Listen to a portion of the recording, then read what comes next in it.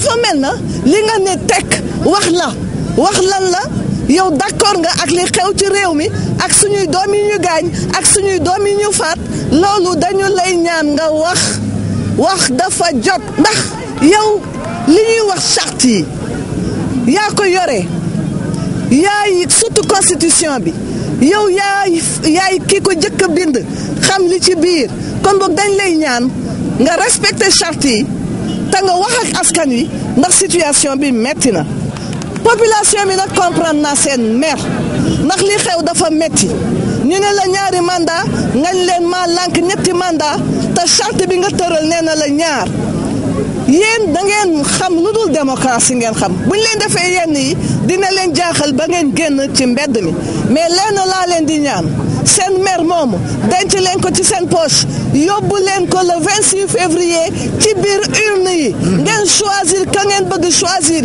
ku ngeen fu bëggatul ngeen teg ko fële mu dem noppaliku dama ni man dey incha allah rabbi su ma jëlee pouvoir li ma jàng ci droit dinaa ko utiliser ndax li ñuy wax démocratie ak état de droit gëm charte yi gëm ak yelleefu doomu aadama su soobee yàlla dinaa ko appliquer naka dama ni conseil constitutionnel li mu ñu def moom moo tooñ waa Sénégal ndax bu fekkee ni góor gi dafa wax li muy wax conseil constitutionnel xam xel ni ce n'est pas possible mu def la ka neex jël décision boo xam kenn d'accordu ci ñun professeur de droit yi xam nañu xel ni li conseil constitutionnel def du yoon kon boog ñoom lu ñu dal ñooñu ko indil dama ni bis bu ma jëlee pouvoir bi conseil constitutionnel membre yi ni leen di choisir dinaa ko changer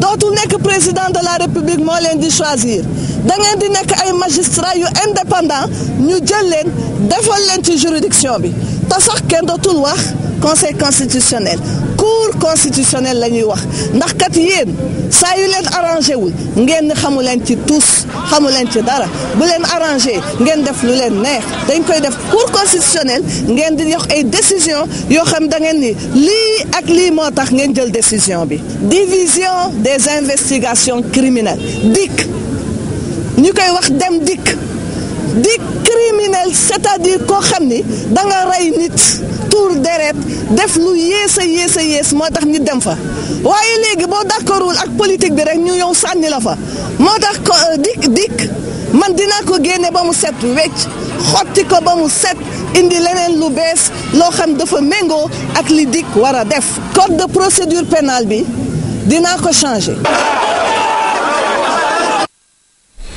Le candidat Ousmane Tanor Dieng de la coalition Benno ak Tanor était hors de Dakar. Il était précisément à Louga.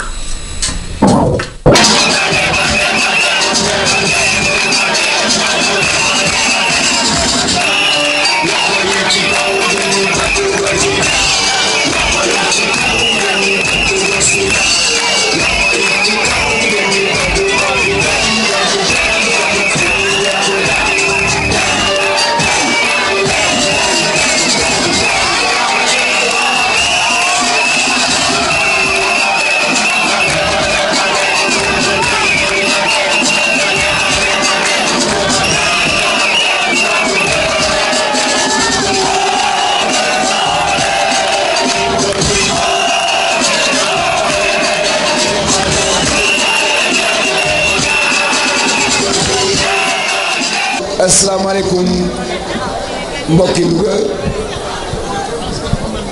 ñu ngi nuyu mbokki Sénégal yëpp di jéggalu ci baat bi xaw a sant Mbeng ci suba ñu ngi commencé Daara Jolof dem Linguère jóge fa dem Barkédji mujj fii tey ci Louga ci waxtu wi ñooñu ñëpp ñu ngi leen di gërëm ci teertu bu rafet bi ñu teertu di wax rekk ne li ñu gis fii tey ci Louga dara bett ñu ci Louga bu tey bi mooy Louga bu démb mooy Louga bu dëkk démb mooy Louga bu Aminata Mbengue Ndiaye waaye maa ngi nuyu waa Louga yi nekk Amérique waa Louga yi nekk Italie waa Louga yi nekk Espagne waa Louga yi nekk France mooy ñëpp émigration bi nga xam ne moo jóge Louga xam nañ leen dans le monde entier. li nga xam ne maa ngi koy engagé wu mooy suñu nekkee ci boppi réew mi le 26 février incha allah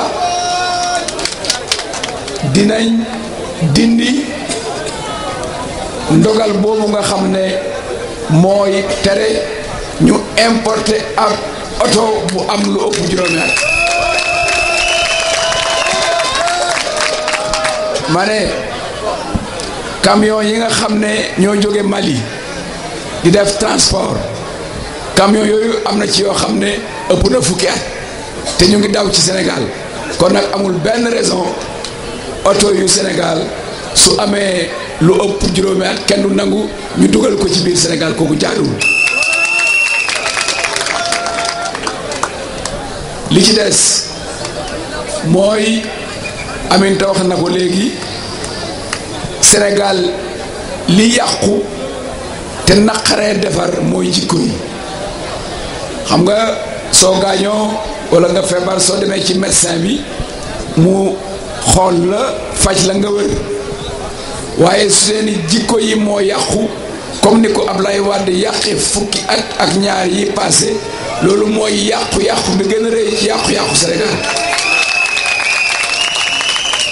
moo tax ñun ñu prôné la république des valeurs mooy defaraat jikko yi tabaxaat jikko yi tabaxaat sénégalais bu bees wax loo xam ne naroo ko wax loo xam ne xamoo ko wax ba pare ne waxee kooku moom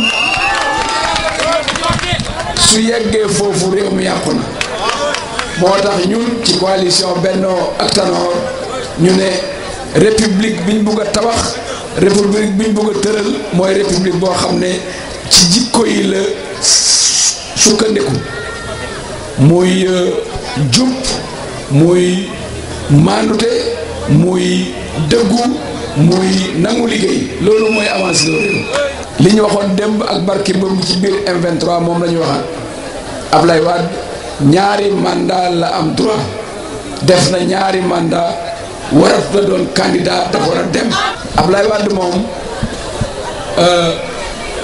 fi mu ne lu ngeen ti mu ngi dégg itam tiit na waaye dafay bluff rek dafay bluff foog ne dara xamul dara yëngalu ko waaye jaaxle na bu baax a baax ci yëngu-yëngu yi nga xam ne moo xew ci réew mi.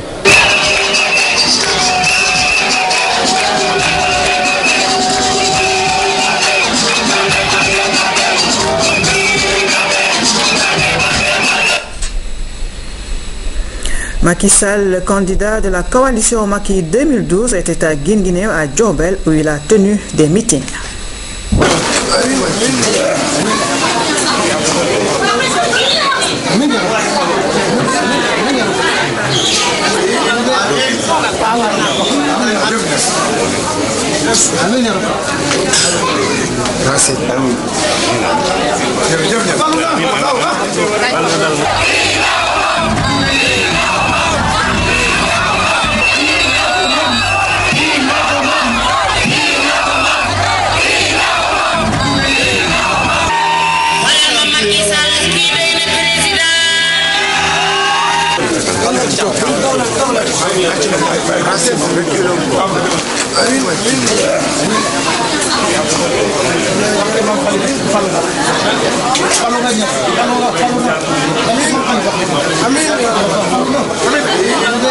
mbokk ngeen ginnaaw asalaamaaleykum mbokk Sénégal tey ñaari candidat dañu daje ci dëkk bi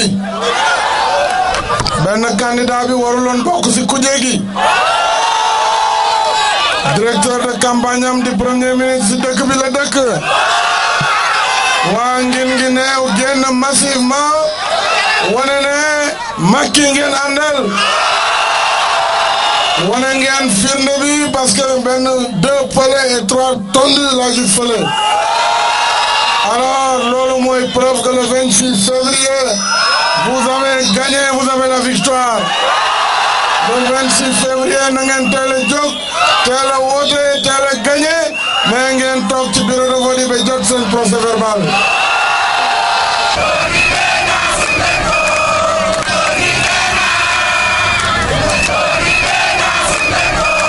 le 26 février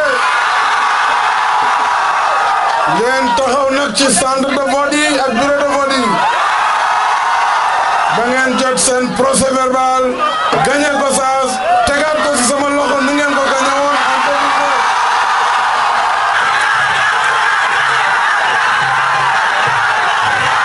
en mbokk njaareem waxu élection duma ko fi wax parce que seen mobilisation bi wane ngeen ne yéen pare ngeen pour une victoire éclatante et dès le premier tour pare ngeen parce que xam ngeen ni Sénégal sonn na dundu gi cher na te bu ñu fi yàlla andee première mesure mooy la réduction du prix des denrées de première nécessité. Diourbel a été oublié, Aminata me l'a répété 1000 fois. Mais je voudrais prendre l'engagement solennel ici que si vous m'élisez au soir du 26 février, Diourbel sera replacé au cœur de nos préoccupations. Vous serez rétablis dans vos droits et j'entends dans le cadre du programme prioritaire d'investissement et d'infrastructure prolonger l'autoroute de Diamniadio à Thiès, de Thiès à Diourbel et de Diourbel à Touba. La deuxième branche de cette autoroute sur un programme décennal sera Diamniadio Mbour, Mbour Fatick et Fatick Kaolack. Loolu day nekk un volet du programme autoroutier qui se ferait à partir de 100 km par an ci partenariat public-privé lañ koy def. Njaareem danaa fi def une université parce que nag su Bambey amee université Njaareem war na nekk xolu université boobu. Nous allons développer un véritable campus à Diourbel avec toutes les facultés requises selon l'orientation qui sera faite pour l'université de Diourbel. Danañu delloosi l'usine de la SIB, aujourd'hui connue sous le nom de Sunuor, à partir de la relance de la filière arachidière. Donc la relance de toute la filière arachidière. Donc Ndiarème danañ fi delluwaat l'industrie de transformation. Président Macky Sall moo ñu saf a saf. waaye yow tooro danga xam nga ni doo daw xare.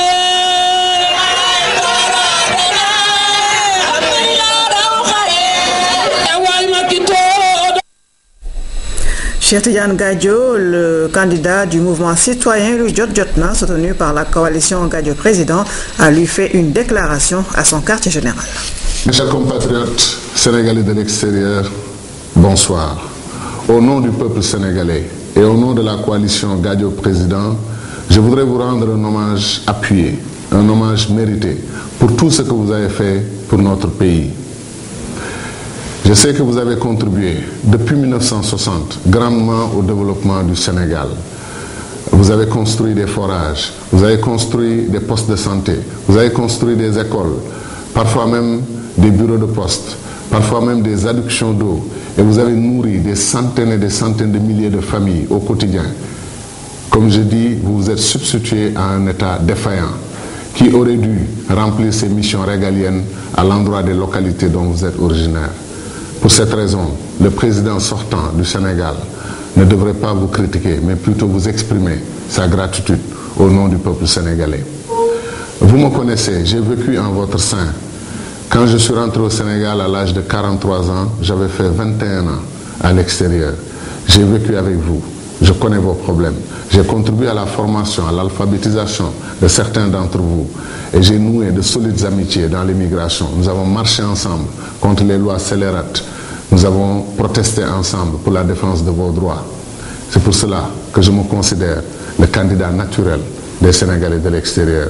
J'ai eu aussi bien entendu la chance d'être ministre des Sénégalais de l'extérieur pour une courte période, mais cela m'a permis de mieux connaître vos problèmes de ce côté-ci à partir du Sénégal. C'est pour cela que je prends l'engagement, une fois à la tête du Sénégal, de renforcer votre protection consulaire, de renforcer votre sécurité dans les pays d'accueil, de ne signer aucun accord qui aille contre vos intérêts. Bien au contraire. Je sais que vous êtes préoccupés par certaines questions, comme le droit d'accès à la terre, comme la question des investissements dans votre pays, et surtout la question des véhicules que vous souhaitez ramener au Sénégal. Le critère de l'âge n'est pas un bon critère. Je mettrai en avant d'autres critères techniques. Comme vous le savez, il y a des voitures de 10 ans qui sont en bien meilleur état que des voitures de 3 ans. Je compte terminer ce vieux projet de recensement des Sénégalais de l'extérieur. On ne peut pas servir une population dont on ne connaît ni la taille ni le nombre. On parle de 4 à 5 millions de Sénégalais qui vivent à l'extérieur.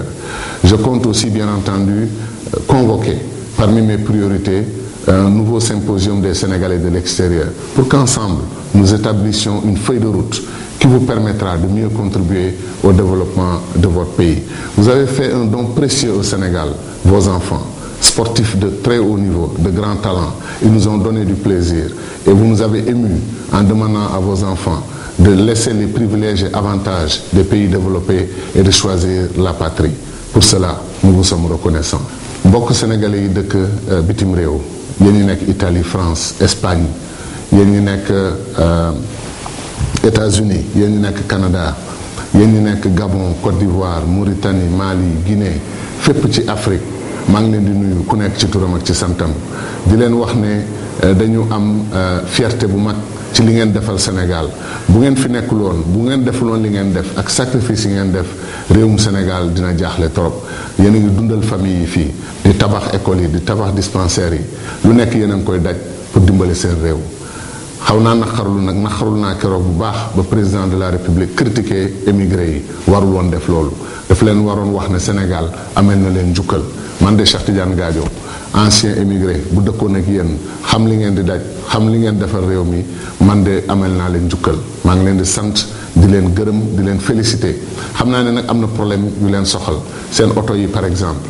atu oto yi du problème bi ñu war a jiital li ñu war a jiital mooy xam nga ne am na oto yu am fukki at yoo xam ne ñoo gën demin oto yu am ñetti at. Donc ci base boobu man dinaa trouver beneen système ak yéen parce que dinaa convoquer symposium sénégalais de l'extérieur bu mag ñu toog waxtaan diisoo lépp ñu tegandoo ko ensemble ñu jëlandoo ko ensemble tegandoo ko liggéeyandoo ko incha allah dinañ ci am ndam Sénégal am ci ndam. Bandiraɓe haalpularen onon wonɓe caggal leydi goto fof moɗo salmina ɗum e inde mum e yettode mum. Emen parno noon ko mbaɗɗan ɗon Sénégal ko ala fof kon ligganaki leydi man. Mawɗo leydi ñanden yeehi Matam no yenno on waɗi ɗon erreur mawɗo o fotano wadde ɗum. Min noon jinmi ko somi heeɓi leydi ndi tan mi noddo on garon mbaɗen symposium sénégalais de l'extérieur jewten kawren e programme mo ganduɗa sen mbaɗi ɗum onon ma on dañ jaam ko jiɗɗon ko e leydi mon ma on dañ pension retraite mon ma en kaldu ɗum affaire autoji ɗi jiɗɗon artirde Sénégal o. Le candidat Abdoulaye Wade des FAL 2012 est élu dans le Sine Saloum.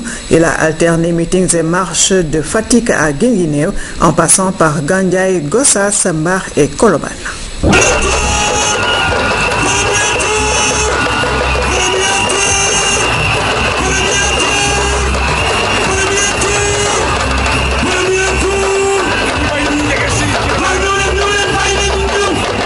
Population de Fatick.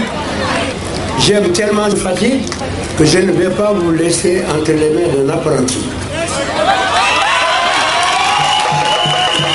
Un apprenti qui a commencé à faire ses leçons politiques dans mon université, qui s'appelle le PDS, qui croit avoir tout appris, mais je pense que l'expérience de cette élection lui montrera n'a pas encore tout à fait assimilé la politique pour pouvoir avoir un diplôme qui lui permet de partir.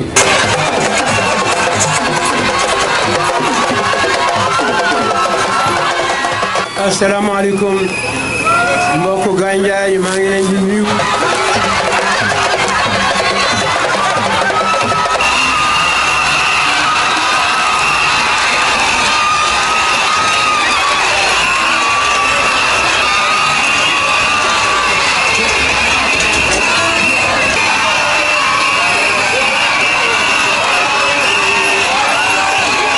Population de Gossas maa ngi leen di nuyu di leen gërëm ci tertu bi.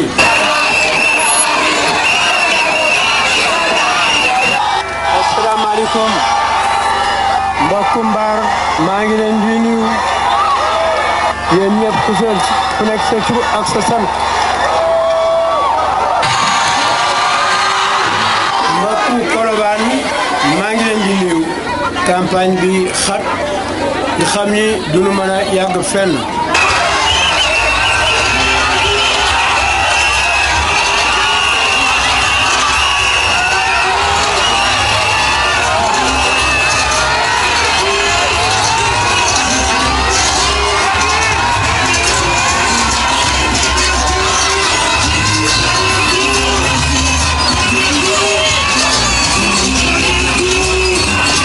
mbokku Guinguinéo, en venant à Guinguinéo, je savais bien que je trouverais les populations mobilisées.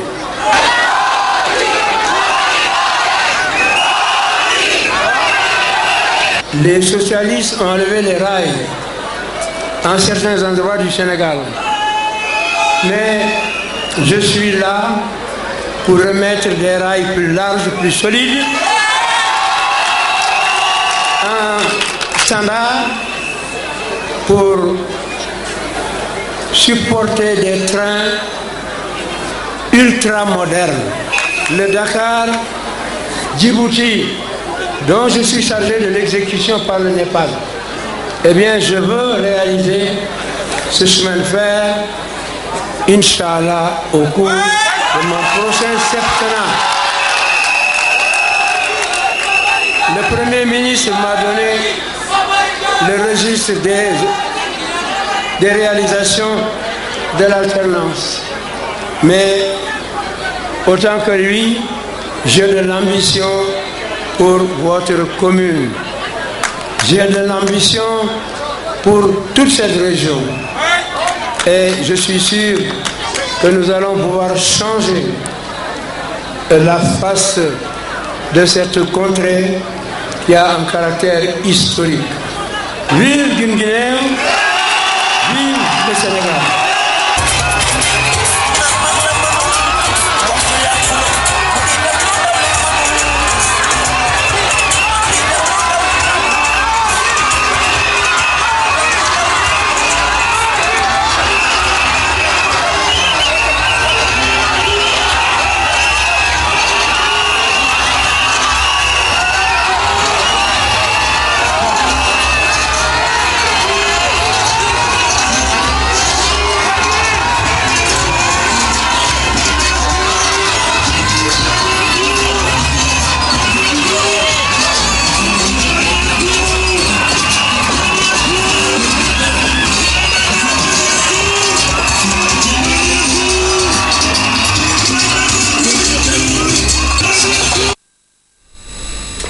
Le candidat Idrissa Seck de la coalition Idy, 4e président, était lui resté à Dakar. Il était dans le centre-ville, plus précisément sur l'avenue Lamine Gueye à Sandaga, où il a effectué une marche avant de s'adresser aux populations.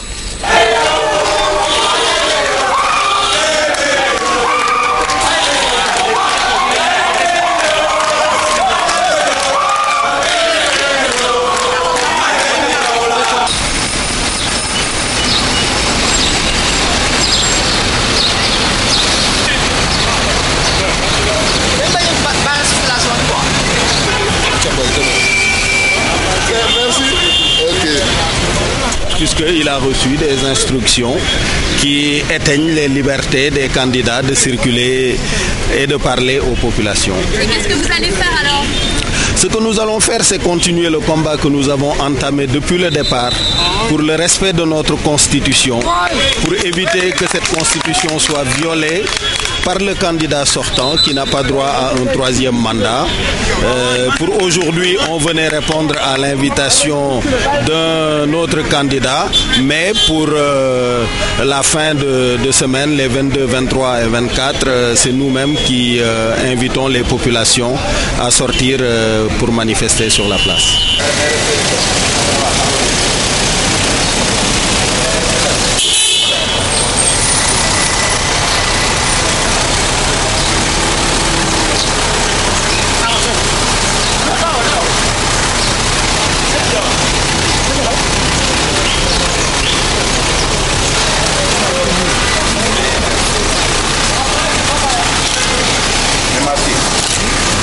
Vous connaissez les véhicules ici?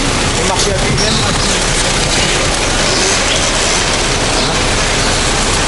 Même à pied, on ne va pas passer par là.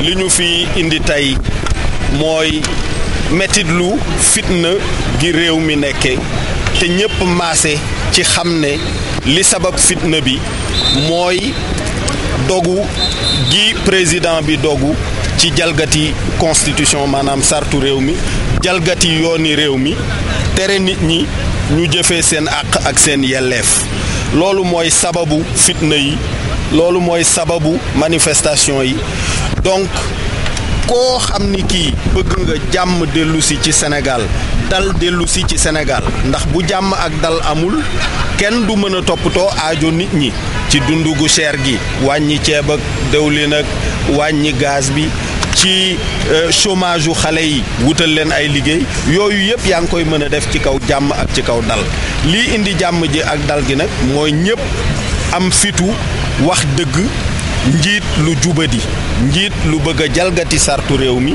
njiit luy jalgati loi jël doole jëmale ko askanam loolu tànk saafara wuñ ko leneen amu fi lu ñu war a lijjanti. pare nga pour dem élection dimanche 7? ñun pare nañu bu yàgg a yàgg mais li ñu wax mooy lu nekk da ngay def la ca gën di farata li gën di farata mooy ñu aar constitution Sénégal aar sartu Sénégal mais dem Tambacounda dem Mali dem Guinée ne leen dinañ leen defaral tali dinañ leen te jàmm amul dal amul yoon amul doole rek mooy dox ak bëgg gi président bi bëgg jël réew mi toog fii ay weer jox ko doomam foqati élection yi loolu laa ni loolu moo jar a xeex loolu la ñëpp war a dogu pour mu bañ a am tant que Ablaye Wade abaluñu tant que génnewul xelam ci jël réew mi teg fi doomam imposer ñu monarchie jàmm du am ci Sénégal dal du fi am puisque loolu duñu ko nangu.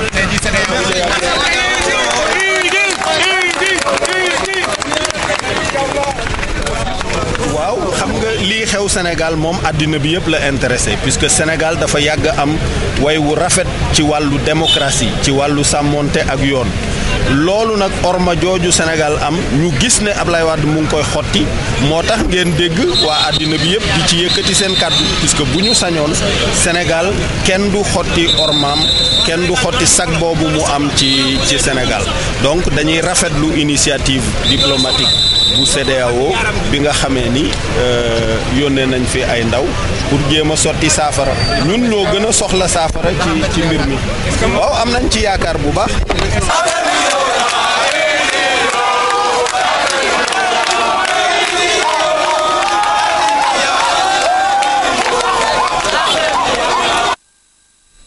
Le dernier candidat de la soirée est Oumar Hassimoudia du Parti humaniste. Il était dans les régions de Fatick et Kaolack où il a tenu 2 meetings à Marouti et à Ndofane. Mbokki Fatick, mbokki Marout. Je voudrais pour commencer féliciter leen ci seen mobilisation bi ngeen def tey jii tey xam naa ni du woon mobilisation bu yomb ndax tey fii si Fatick président Abdoulaye Wade fi nga nekk te yéen ci seen bopp yéen a ni dafa jël xaalisam gaare fi ay otoom di fay nit ñi xaalis pour dugal leen yóbbu leen ci meetingam yéen ñi nga xamee ni fayuñu leen xaalis seen ngor ak seen bëgg parti bi seen ngor ak seen bëgg Khassimou Dia seen ngor ak seen gëm programme Khassimou Dia moo tax ngeen ñëw fii tey dama leen di féliciter di leen remercier di leen encourager yéen ñëpp gis ngeen li xew démb Ndakaaru ak barki démba deret turotina ay bakkan wadd nañu. Le président Abdoulaye Wade avait dit qu'il ne marcherait pas sur des cadavres pour prendre le pouvoir. Aujourd'hui, il est assis sur une dizaine de cadavres. Quand le président Wade prenait le pouvoir en 2000, il avait 74 ans. À 74 ans, Senghor a quitté le pouvoir. Quand il prenait le pouvoir en 2000, on comparait Wade à Nelson Mandela. Aujourd'hui, il est comparé à Hosni Moubarak. Je dis que dafa doy na dem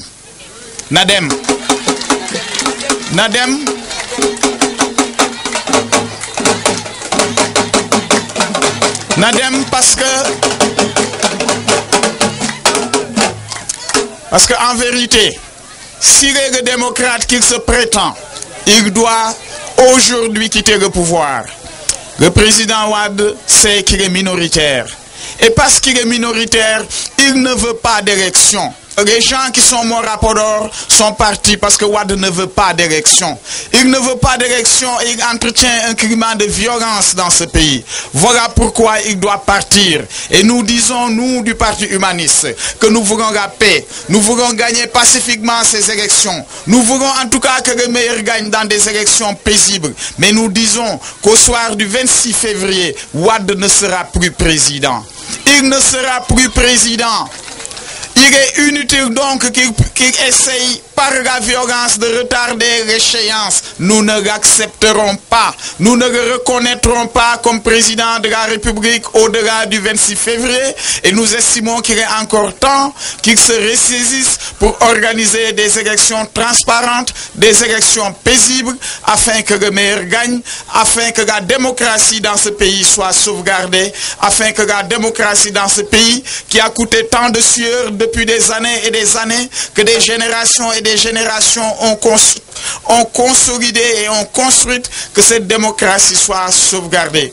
Mbokk yi dama ni président Abdoulaye Wade dafa minoritaire ci réew mi bëreewul nit xam na ni bu demee élection dañ koy gagné moo tax muy rey nit ñi di buntu xantaal ay candidat président de la république di tere ay manifestation Dakar ba ay bakkan di ci wodd ñu ni ñun nag waa parti humaniste ñax jëriñu bu président Abdoulaye Wade organisé wu élection yi eh bien au soir du 26 février dootuñu ko reconnaître comme candidat ndax li mu bëgg mooy fexe ba nit ñi di xuloo di xeex ba élection bañati am ñu nekk fi di négocier jëmale déwén jéeg te nit ñi dañoo maar ci Abdoulaye Wade dañ ci maar baykat yi dañoo sonn waa àll bi nee nañu bëggatuñu waa taax yi nee nañu bëggatuñu nappkat yi nee nañu bëggatuñu baykat yi nee nañu bëggatuñu sàmmkat yi nee nañu bëggatuñu élèves yi nee nañu bëggatuñu étudiants yi nee nañu bëggatuñu kon boog na ba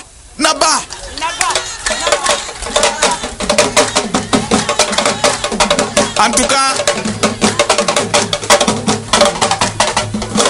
ñun waa parti humaniste man Khassimou Dia am nañu un programme alternatif xam nañu naka la ñuy suqalee réew mi wër nañu gox yeeg goxaat yi dugg nañu fu benn candidat du dugg expliquer nañ leen ba ngeen comprendre bu ñu jotee réew mi nu ñuy fexe ba réew mi naat ba réew mi jëm kanam ba xale yi am liggéey ba jigéen ñi am liggéey ba mag ñi mën a seen xel mën a dal kooku expliquer nañu leen ko moo tax ñu bëgg au soir du 26 février ngeen jox ñu victoire.